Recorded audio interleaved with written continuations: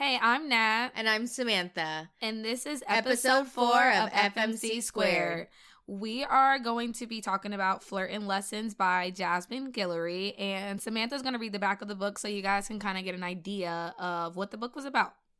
Avery Jensen is almost 30, fresh off a breakup and tired of always being so uptight and well-behaved. She wants to get a hobby, date around, especially women, flirt with everyone she sees, wear something not from the business casual section in her closet, all the fun stuff normal people do in their 20s. One problem, Avery doesn't know where to start. She doesn't have a lot of dating experience with men or women, and despite being self-assured at work, she doesn't have a ton of confidence when it comes to romance. Enter Taylor Cameron, Napa Valley's biggest flirt and champion heartbreaker. Taylor just broke up with her most recent girlfriend, and her best friend bet her that she can't make it to Labor Day without sleeping with someone. So, Taylor offers to give Avery flirting lessons. It should keep her busy and stop her from texting people she shouldn't, and it might take her mind off how inadequate she feels compared to her friends, who all seem so much more settled and adult than Taylor. At first, Avery is stiff and nervous, but Taylor is patient and encouraging, and soon Avery is looking forward to their weekly lessons. With Taylor's help, Avery finally has the life she always wanted. The only issue is now she wants Taylor too. Their attraction becomes impossible to ignore, despite their both insisting to themselves and everyone else that it isn't serious. When Taylor is forced to confront her feelings for Avery, she doesn't know what to do, and most important, if she already ruined the best thing she had ever had. So, let's get right to it, our review of the book. We're both going to be very honest, so let's just be honest. 2 out of 5. We're both going to be very honest, so let's just be honest. On the count of 3. On the count of 3, yeah. We definitely came to the conclusion that it was both 2 out of 5. Yeah, it was. And the nicest way possible, the book was just boring. Yeah, it's not that it wasn't a good writer. Yeah. It was super slow. It was so slow. I also feel like there's a piece of me that is maybe like a little biased because like I am gay. So it's just like... Yeah, no, I would love to hear this perspective, actually. It made you wonder, like, is the author even really gay? Or is this just, like, your stereotypical, did they use AI to come up with this book, you know? Right, no, yeah, I get that. It was very vanilla. Yeah, it was very vanilla. The gardening. Although I will say I did enjoy Beth's character. I did love Beth. I did love all the friends. The friends that were associated with Taylor, like the guy, what was his name? Luke? No. Yes, Luke. Yeah. What's his name? Luke. Luke. Yeah. No. Okay. There was definitely some good characters in it. They had some good friends for sure. Not the friends that were betting on Taylor's love life, but that being said, read at your own pace. Yes. You know, if you like contemporary romances. Yes. If you want to get into this book, we're gonna give you spoilers ahead. Yes. So we're gonna let you guys pause for a second, and if you want to go ahead and get this book, whether or not you want to listen to it like Samantha does, or I like to read a hard copy, I'm sure you can get it on Amazon. Again, it's Jasmine Guillory, and the book is called Flirting Lessons, and we're gonna just take a brief second before we start spilling any tea about the book, and you guys can pause here and come back to us so we can get ready. All right, guys, so let's get into it. Yeah. So let's just give a brief rundown of the book. Yes. Of course, we read the back of the book, but in my own terms, this book is basically about 2 gay women, one just now coming out the closet, I guess. I don't know. She just got out of a relationship. Yeah, it was confusing because it was hard to tell whether she had just come to the realization that she was gay or if it was just something she never acted on, but everyone knew about her. Yeah, I was also really confused about that. No one seemed surprised by it. And I would think, like, after she dated this guy that everyone knew about for so long, that there would be some type of surprise about the fact that she's, like, doing flirting lessons. Also, if it's a small Napa place where everyone knows everybody, they're not going to run into him and he's going to be like, interesting, you're not with a male. Yeah, exactly. Suddenly you're with a there just woman. Could have been more drama. I felt like would have made it juicier. More drama? Juice messy. It up. Like...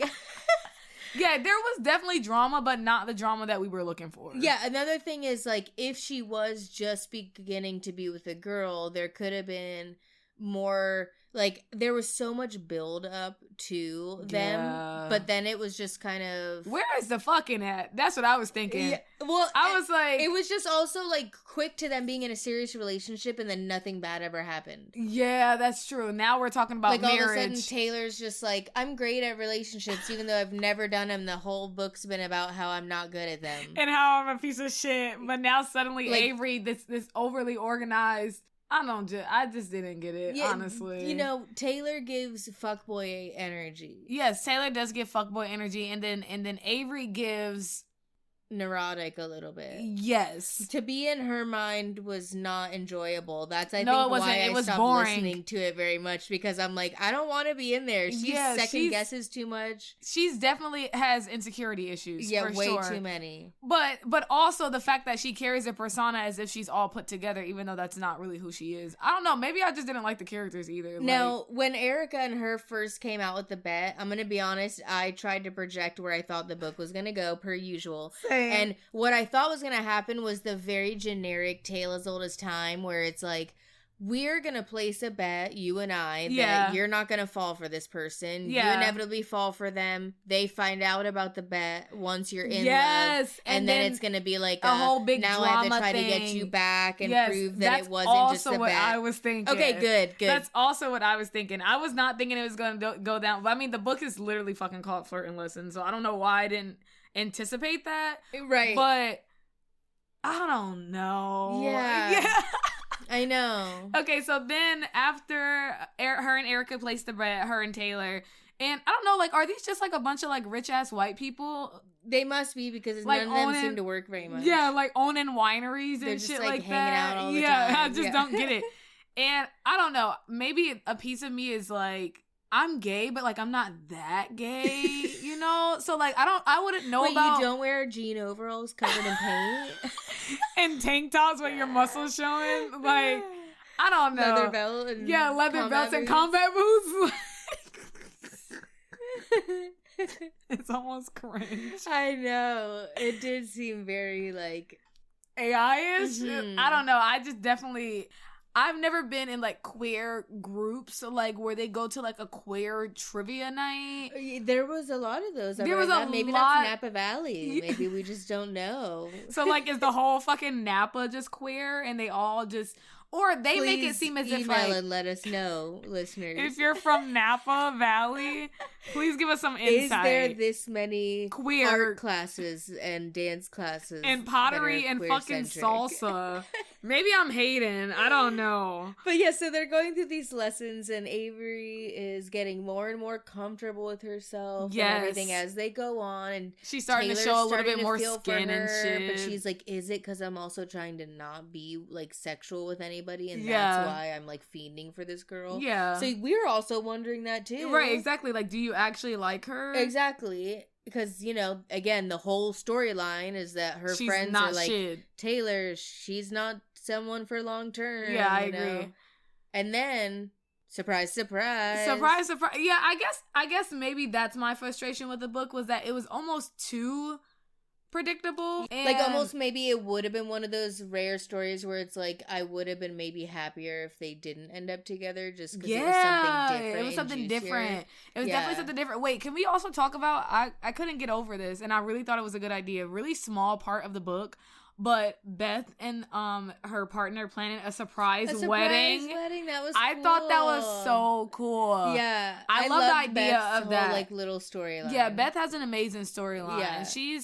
I think she was exactly what Avery needed. She was. I thought maybe it'd be like at least I got a longtime best friend from this experience. Yeah, exactly. And now it's like, fuck Taylor. She's still a piece of shit. Yeah. I don't know. Maybe I was on the Taylor hate wagon. Maybe. And, you know, because, like, I didn't hate Trauma. her, but I just was kind of like, I did want some part of her to, like, have something happen to be like, I guess I was just expecting more. Prove yourself that you're, like, ready. Yeah, like, all she had to do was, like, pour her fucking heart out, and then she just got Avery just like that. Because like, Avery seemed really smart and put together. Yeah, she and, did. Like, I feel like she should have given Taylor some more pushback in regards to them being in a relationship. But I guess that's the whole thing about romance. It's like, you're not thinking logically. You're just thinking about the fact that you want to be in love. And yeah, but did you not want to also, like, reach through and just slap him in the face at the end when they were going back and forth, and basically they were in a relationship together at this point,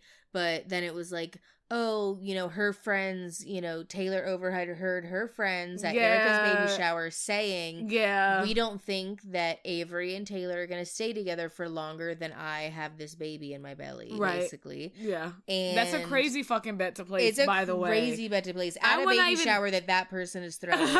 Shiesty. Like, first off, Erica. Yeah, those bitches are messy. You did owe her that apology. You did. Definitely owe her that apology. I'm glad she gave it to her, too. Fuck the excuses, though, about the fact that you've been emotional and shit like that. Girl, yeah, like, you know, shut up. You're a piece of shit. If you're pregnant, listen, we get it. You're going through a lot, but that doesn't mean you can be. That does not justify your behavior. No. So as long as that's clarified, and as long Don't as be placing bet on your friends because they're living their lives. Yeah, exactly. Okay, she had a miscarriage though. No, I mean that storyline was sad. No, that definitely was sad. But still, it did not justify her placing a whole bet at the baby shower with people that she didn't even know. Some of them, I agree. It's me mimicking the exact thing that you're saying. I know, because it's so valid. It was fucked up, and you're her best friend, and everyone knows that you're her best friend. I think on the literally place. Oh yeah. On the positive side of this book, I do like the fact that the book was also very realistic. Like, it's definitely something that I could see myself going through, or even someone that I know going through as well. Maybe not verbatim, like the bet and shit like that. Like, that's crazy.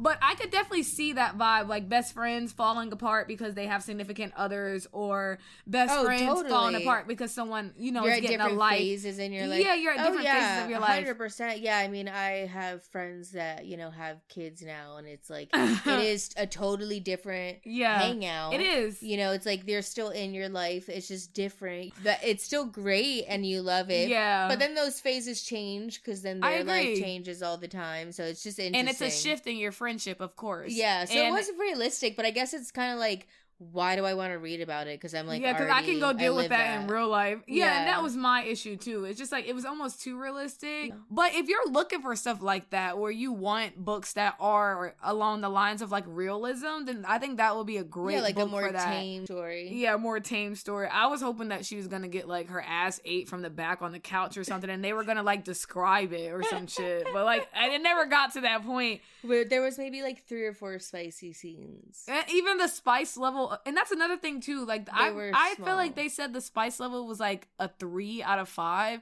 This shit was not a 3 out of 5. Well, maybe compared to the spice books that I've read. Right. I've read some sick shit.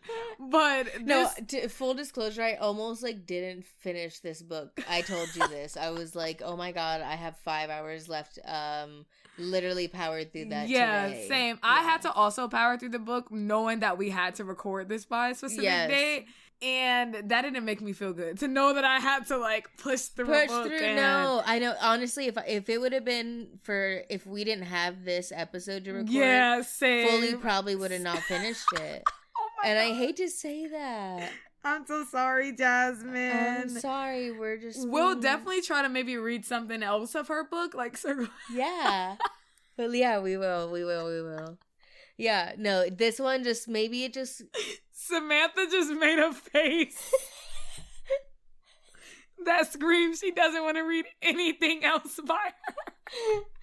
Because it's probably the same genre and stuff, which I think it's just, for me, is this where the vibe is not. I think she's a good writer. I just think she writes things that maybe for me I'm not looking for. Yeah. We're breaking up, Jasmine. Yeah. Like, I don't think we're compatible.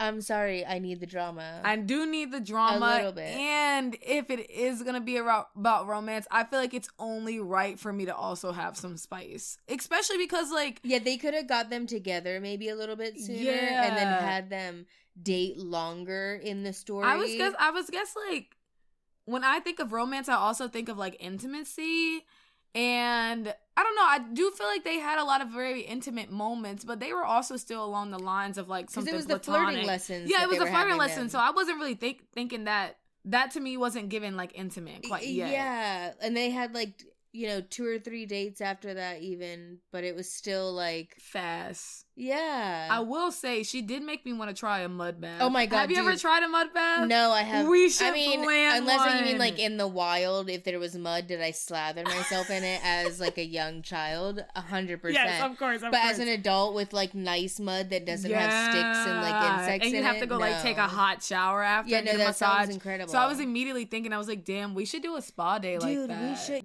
I will say this book did give me a lot of ideas of fun things to do. I immediately text my best friend and was like, we should do a pottery class or some shit like that. Just thinking like of new things but again, this book was just very realistic. Yeah, it did give like fun friend vibes with like the best storyline and stuff. I agree. I was like, oh, this is nice to hear about 2 women that found each other and they got this hobby together. And yeah, they just now were, they're like, gardening vulnerable. and shit. Honestly, you know what it made me kind of think of? What? How both of them were at the book reading and then she was just like, you know what, you got to put yourself out there and just be like, do you want to hang out? Yeah. And it made me think of how we birthed hung one. out. Yeah, I agree. Yeah, because when we were at work and then I knew I was going to be quitting and I was just like, but do you if I don't take my chance, out? yeah, if I don't take my chance now, and I haven't regretted a second of it since then.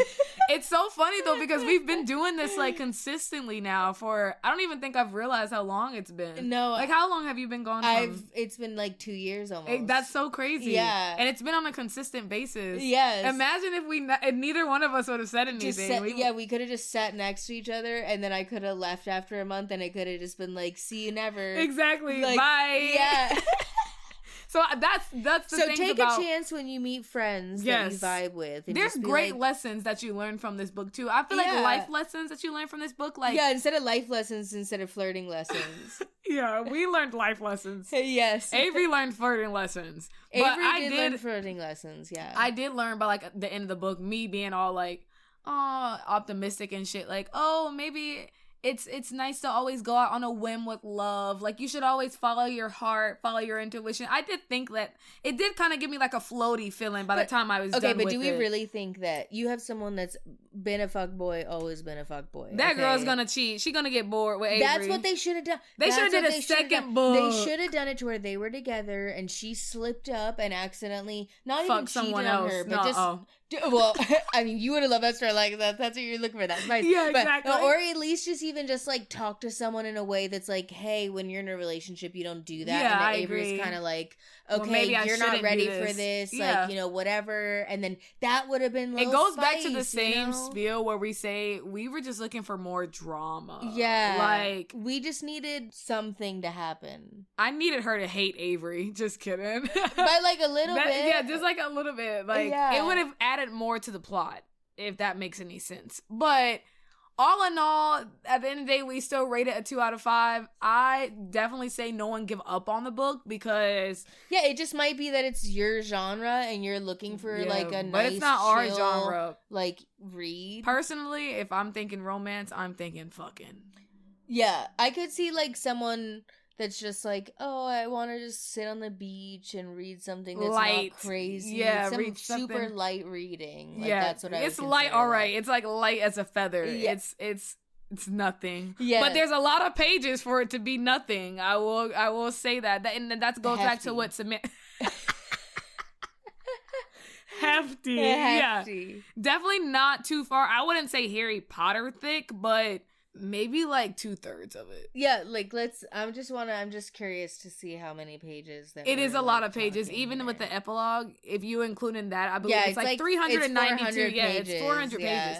I think that's ridiculous for like no sex scenes. Yeah, I mean they probably could have cut out an easy 200. I agree. I think the book should have been like 120 pages max. Yeah, but you know what?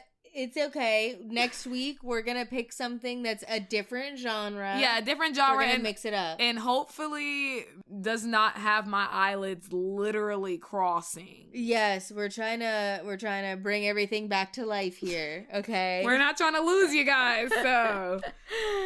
All right, guys. So if you want to read along with us next week, We are going to be reviewing Love Mom by Ileana Zander. So now Nat is going to give a little bit about what that book's about.